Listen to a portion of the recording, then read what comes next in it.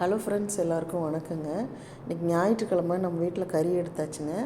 என்ன கறின்னு பார்த்திங்கன்னா ஆட்டுக்கறி தாங்க வாங்கியிருக்கிறேன். ஆட்டுக்கறியில் வந்து நுரையீரல் வாங்கியிருக்கிறேன்.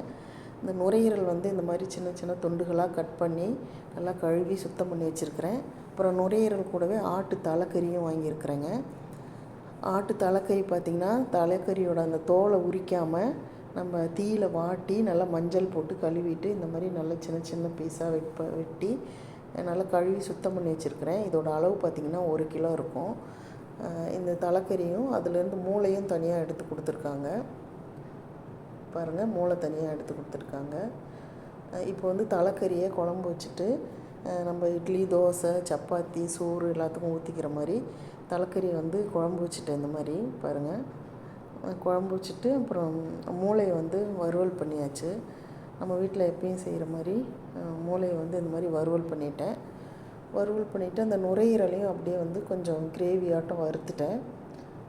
பாருங்கள், இது பொரியல் மாதிரி அப்படியே வறுத்தாச்சுங்க. இது சாப்பாட்லேயும் போட்டு பிசைஞ்சு சாப்பிட்லாம். வறுவல் பண்ணிவிட்டு அப்புறம் வழக்கமாக நம்ம வீட்டில் வைக்கிற ரசம். பாருங்கள், இவ்வளோ தாங்க சண்டே ஸ்பெஷல் நம்ம வீட்டில். இந்த வீடியோ உங்களுக்கு பிடிச்சிருந்துன்னா லைக் பண்ணுங்கள், ஷேர் பண்ணுங்கள், மறக்காமல் நம்ம சேனலுக்கு சப்ஸ்கிரைப் பண்ணுங்கள்.